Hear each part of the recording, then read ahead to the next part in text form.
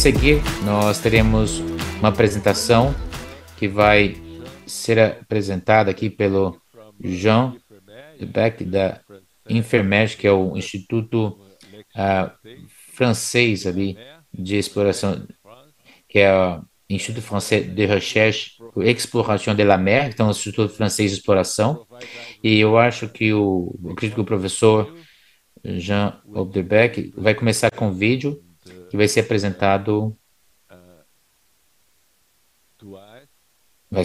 para nós. Então, o professor Odebeck, ele conseguiu seu PhD da École Normale des Supérieurs, que Cachan, que fica na França. E lembrando que esse instituto é de pesquisa ali lá em Toulon, na França, e como um pesquisador, um engenheiro de pesquisa em 94, ele tem uma experiência profissional que inclui sistemas de navegações totalmente integradas e automáticas dos submersíveis náuticos e Victor 6000. Agora ele está à frente de projetos AUV que estão desenvolvendo 3.000 metros de profundidade com seus veículos. E a área principal de interesse dele inclui sinais e imagens com aplicativos de processamento relacionados a veículos submarinos e navegação submarinas e mapeamento do leito do mar. E a apresentação dele hoje vai se concentrar no estado da tecnologia e o feedback operacional no submersível Nautilus. Então pode começar a apresentação. Olá, pessoal, eu agradeço aos organizadores por me dar essa oportunidade de falar com vocês. Sou Jean Olderbeck, responsável aqui por essa área do Instituto Marítimo ali, de Exploração do Mar. E eu estou bem interessado nesse workshop sobre submersíveis. Então, a proposta é atualizar o submersível Nautilus tripulado. E agora, com o escopo do nosso workshop, eu tenho esse tópico com um trabalho recente sobre veículos autônomos chamado ULIX, e também com o uso conjunto de submersíveis que acabam tendo uma configuração muito útil, muito eficiente para a exploração marítima. Nós vamos ver isso em breve, ok? Antes de mergulharmos no tópico, vamos examinar o quadro total. Os sistemas que estou apresentando aqui estão colocados no marco da frota oceanográfica francesa, que nos dá os meios e as tecnologias para que a comunidade científica nacional, e que é gerenciada pela FMR e financiada pelo governo francês. A frota oceanográfica francesa tem diversas embarcações, 4 que trabalham no mundo inteiro. Aqui nós vemos em amarelo todos os locais de expedições científicas nos últimos 30 anos. A França tem o segundo maior território econômico exclusivo em expedições em todos os principais oceanos, o Oceano Atlântico, Pacífico e Índico. A frota também possui 6 veículos subaquáticos que operam até uma profundidade de 6.000 metros, sendo que a maioria deles foi desenvolvida internamente por nós. Aqui temos uma visão geral da gama completa de veículos subaquáticos, com todas as características técnicas e operacionais e, consequentemente, as suas aplicações. Começando do lado direito, com o submersível tripulado e o ROV. Começando do lado direito, com o ROV híbrido e o AUV, com 2.500 e 3.000 metros de profundidade, que podem ser usados de pequenos navios costeiros. Eles são ligados com um cabo de fibra ótica bastante pequeno. Vemos da esquerda até o centro os nossos submersíveis com uns 6.000 metros de profundidade. O Nautilus, que vamos discutir em breve, o Victor 6000, que é o nosso ROV, e o ULIX, que também veremos em um momento, que é um novo desenvolvimento com um conjunto único de recursos e capacidades. Agora vamos falar mais sobre o Nautilus, que foi projetado na década de 80 e comissionado há mais de 30 anos. Ele leva 3 pessoas para uma profundidade de 6 mil metros, com mais de 2 mil mergulhos ao longo dos anos. Foi um marco para ciências oceanográficas na Europa. Temos aqui uma esfera de titânio. Essa esfera tem um diâmetro de 2,2 metros e tem lugar para os 3 ocupantes e está cheio de equipamentos eletrônicos e equipamentos vitais ao mesmo tempo. 2 pessoas ficam em bancos pequenos, bem ao lado de nós. O cientista fica à direita, o piloto à esquerda, e no centro da esfera temos o copiloto, que está num único assento, responsável pelas comunicações com a superfície, pela supervisão de energia, navegação, sensores e gravação de vídeo. O copiloto também controla a mistura de oxigênio e gás carbônico, controlando a respiração da equipe tripulada. Houve um evento específico que foi o descobrimento do naufrágio do Titanic. Um submersível americano foi o que descobriu pela primeira vez e o Nautilus foi o que fez o segundo mergulho de confirmação. Alguns anos depois, o Nautilus foi usado para trazer uma peça de 10 toneladas do casco do Titanic para ser exposto em um museu. Do lado científico, o Nautilus tem que ser um vetor na descoberta e na pesquisa de eventos hydrothermal, que são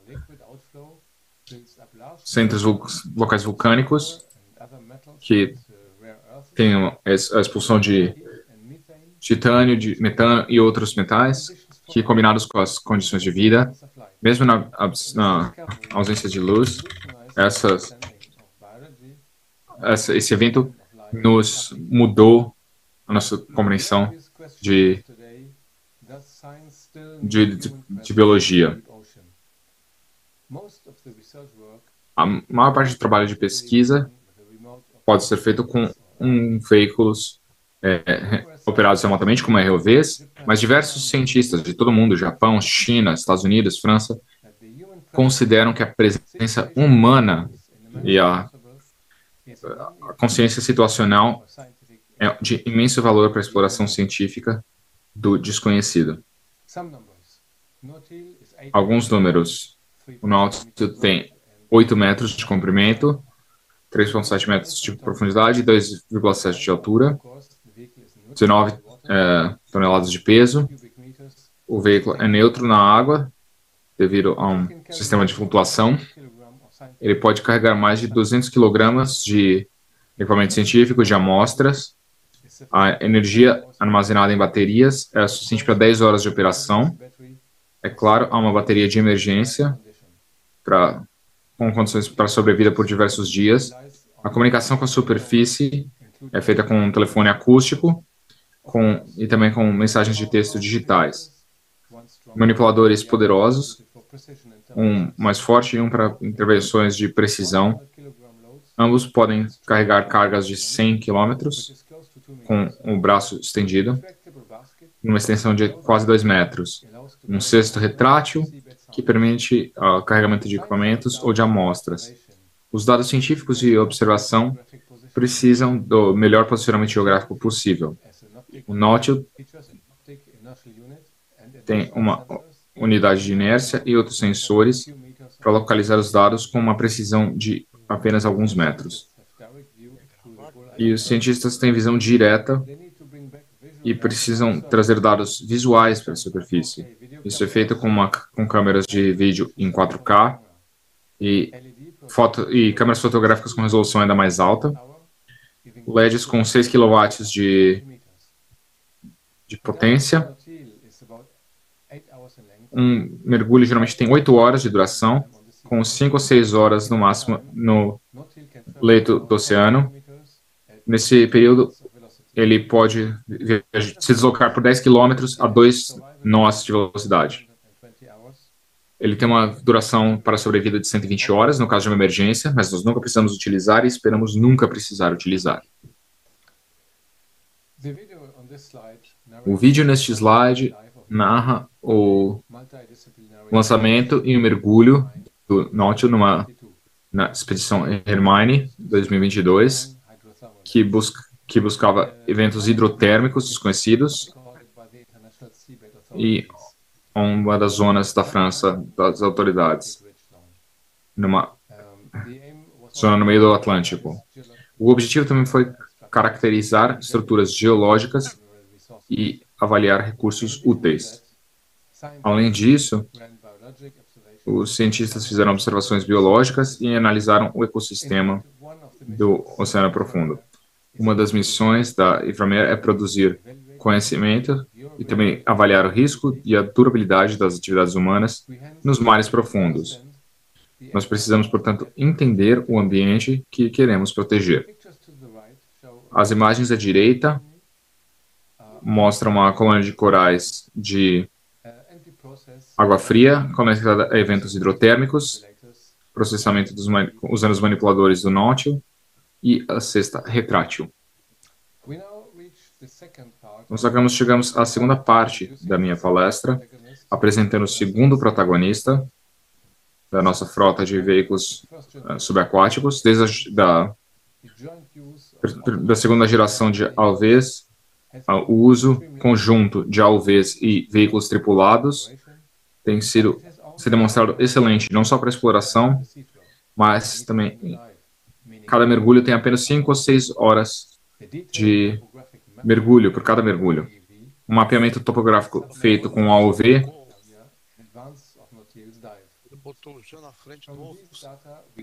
e também podemos determinar os recursos mais. Então, o uso de tais estratégias, o ganho de eficiência é excelente. Na imagem à direita, nós vemos o Nautilus e o AUV Asterix em uma embarcação de pesquisa. Mas aqui nós temos uma limitação de profundidade. Então, em 2015, nós passamos a desenvolver um novo AUV para operações de até 6.000 metros de profundidade. Esse AUV já está em operação hoje, é o ULIX. O ULIX tem um conjunto de recursos único, com um conceito de manobra duplo. Ele pode realizar mapeamento acústico em áreas grandes, significa navegar em velocidade ideal, com uma altura constante do leito do mar, e então passar posteriormente para um modo de flutuação de baixa velocidade, perto do leito do mar a poucos metros, para captura de fotos bastante próximas, com um alcance bastante próximo do leito do oceano. A capacidade nesse modo de flutuação traz grande precisão, mesmo em terrenos bastante acidentados. Essa é uma das principais características.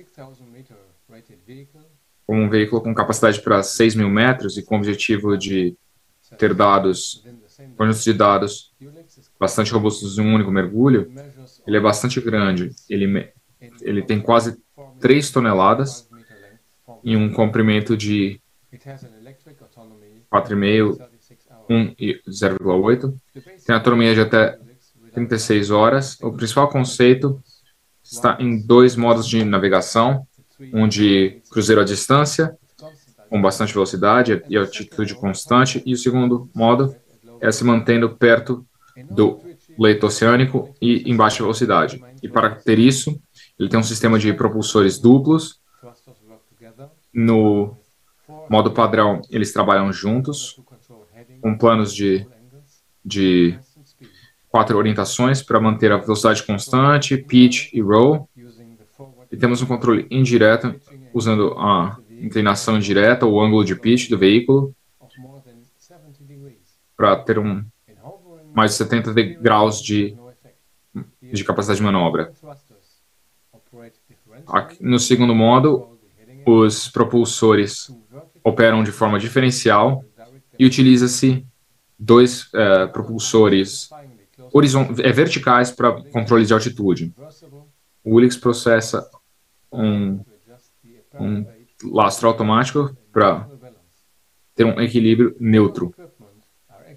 O equipamento de carga é ativado de acordo com a profundidade e a distância do mar e o modo de operação.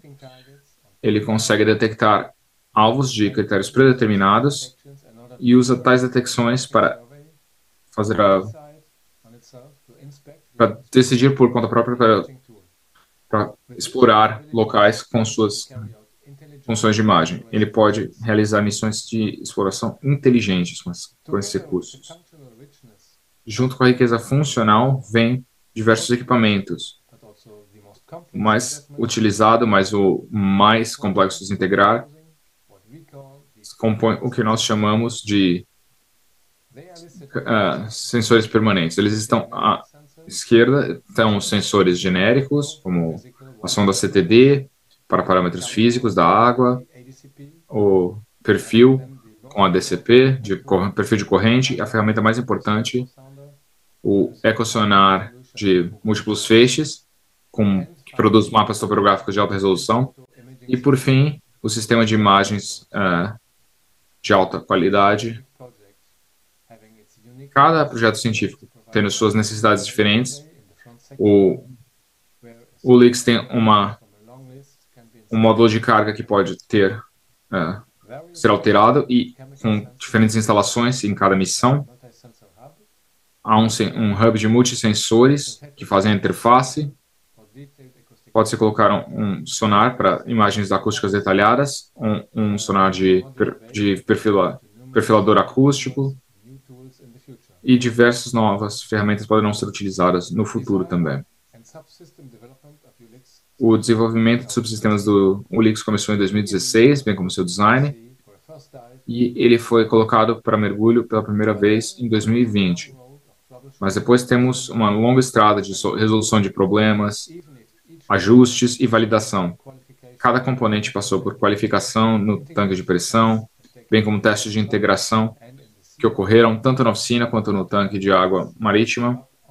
Muitos detalhes e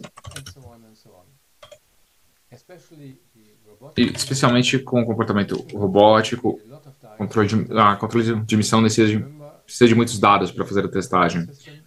O Ulix não manda informações, os dados só podem ser analisados depois que ele retorna.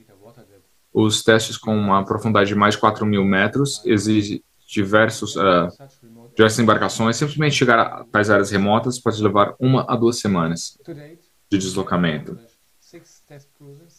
Nós concluímos 6 navegações de teste e a primeira expedição científica em 2022. No cronograma vocês podem ver as datas dos testes para ver se com um espaçamento suficiente para correções e uma nova preparação. Vemos o diagrama abaixo que mostra a profundidade ou o número dos mergulhos. Não chegamos ainda a 6.000 metros e o Ulix já tem um histórico bastante rigoroso de profundidade de cerca de 4.000 metros. Em 2023, nós queremos comissioná-lo para frota oceanográfica. As funções mais difíceis de se configurar é o acompanhamento do terreno. O Helix usa um sonar acústico e o log de Doppler e o ecossonógrafo de múltiplos feixes para mapear o terreno em tempo real. Ele é inerentemente instável, o que dá a capacidade de alterar seu curso em mais de 70 graus. Na prática, os exemplos aqui nesse slide mostram que o mapa seguido pelo Ulix, em ambientes, os sensores acústicos estão trabalhando fora da sua zona de conforto, ou seja, fora das condições normais, produzindo uma ampla gama de pontos fora da curva. usamos diversos métodos para filtragem de dados em tempo real. Somente quando os módulos do terreno são confiáveis que é possível fazer o processo corretamente. O mapeamento topográfico permite reconhecer detalhes. Esses são dados essenciais para exploração. O Ulix tem a capacidade de produzir até 6 quilômetros de mapeamento topográfico em um mergulho, porém os cientistas ficariam frustrados se ele parasse aí. Como nós veremos no próximo slide,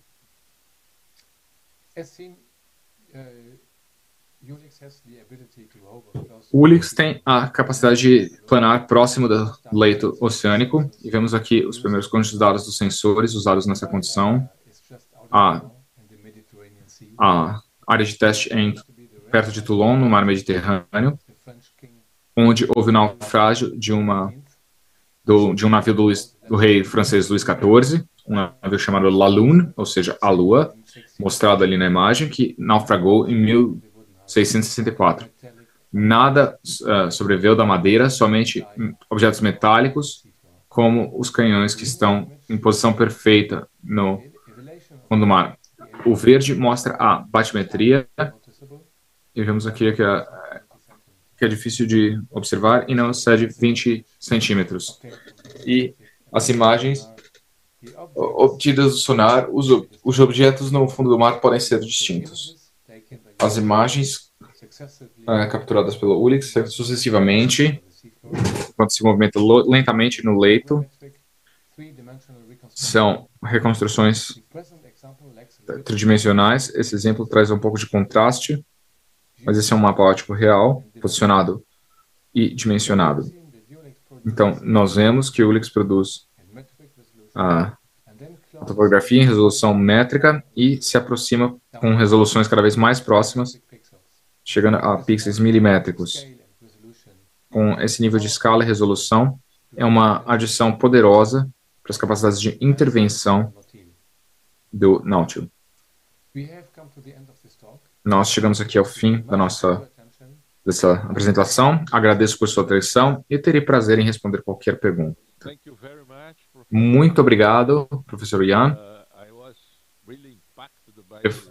Fiquei realmente impactado de pensar sobre 6.000 metros, pensando nessa profundidade. É um registro, é um recorde incrível. Muito obrigado, mais uma vez.